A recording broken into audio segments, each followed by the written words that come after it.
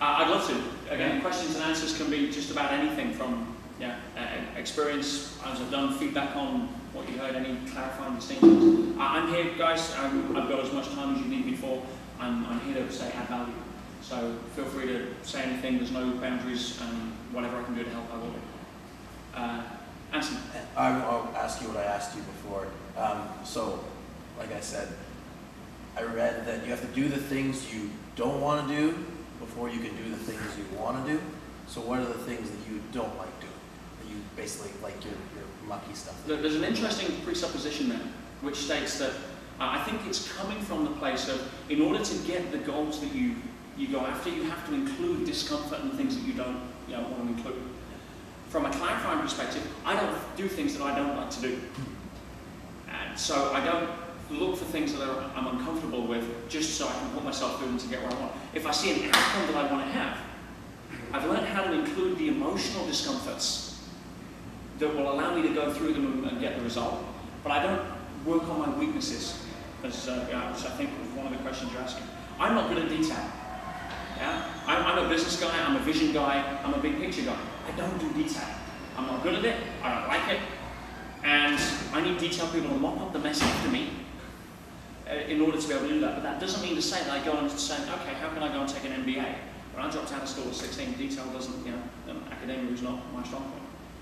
And so I don't think I have to go and focus on that.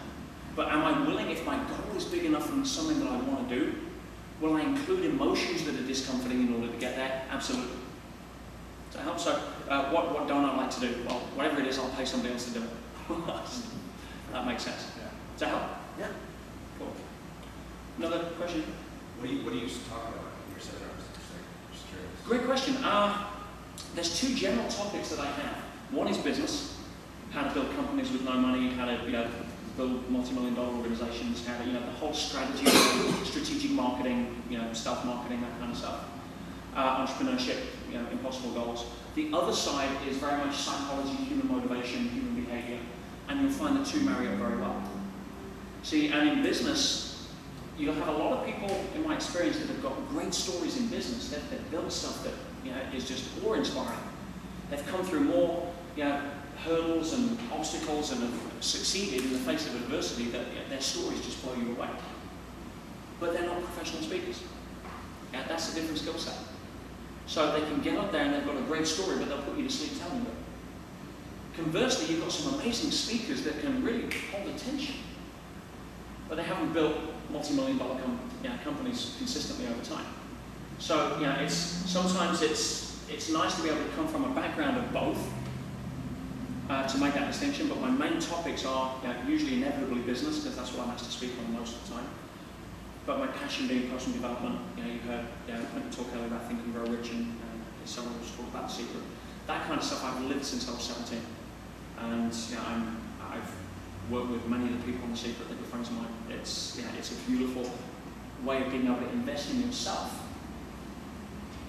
more than anything else you could do. So those inevitably combine in terms of how I talk. As I talk of business, psychology is everything in business. And you talk about psychology and human behavior, I can apply that to business. So they tend to intermix depending on the audience. That's everything. Let's go this one first. So correct me if I'm wrong, but a lot of what I gather is that you feel that everyone has a sort of latent ability to be a great person, be a good public speaker, and what you seem to do is empower them through psychology and through motivation. So am I sort of on the right track there, say, if my background is that I myself like to sort of be somebody who can empower others and help others and be a good speaker, etc. It all seems to lead in together again with the secret, the spirituality and faith and everything. So it seems to me like your job is to empower people more than anything else. Yes. Maybe I'm wrong to understand. I don't give talks on public speaking. Right. It's rare that I get up and speak to a group of peers like yourself on how to be able to be better speakers. That's not what I do. I speak. I'm happy to share distinctions with you that I've learned.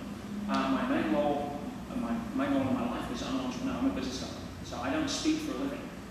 I've built up to a point where I charge a lot of money for big keynotes, but I don't make my living through that. Unfortunately, I make my living through business. So whenever I get the opportunity to add value to people, I'll take it because that's who I am. And that could be sitting down at a board meeting with people. It could be taking my friend out after his girlfriend runs. It could be, it could be anything. It could be speaking to you guys tonight. So because I come from that place of how can I add value? Do I care whether you like what I say or not? I'll be careful about saying no because it's not about a cavalier attitude of I don't give a crap, so therefore it's all about me. Right? But I don't need your opinion or your better judgment to validate where I'm at if I believe strongly enough in what I'm delivering. Does that make sense? There's a key difference there. So do I help empower people? I hope so, because my intention is to serve. But I don't judge my effectiveness based upon the results that you get. That's the measure of your learning, not my teaching. And that paradoxically tends to empower people more. Yes, Quinn? First, I'd just like to thank you for coming on chair with us. I think that was just phenomenal, the points that you made.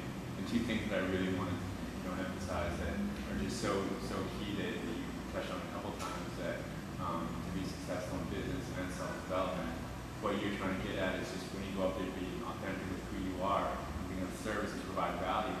And that's really detaching yourself from what they think of you, because if you come with that intention, you have no attachment to how they perceive you and what they think, so you can just kind of continue without having any subconscious activity of, oh, do they like me and do they think that I'm good? And the other thing that you touched on, as far as like the business and sales perspective, is enthusiasm. You're talking about really enrolling people in, empowering or inspiring, whatever the case may be. Enthusiasm that you have, which is so, when you're talking about, jumping up an airplane, I was like right there with you, like I think about that as a guy, not breathing because you're just so in the moment, and I think that's an incredible skill to have. You're a good listener as well as a good speaker. Well, I'll just clarify again, because I want to make sure that I grab home this point.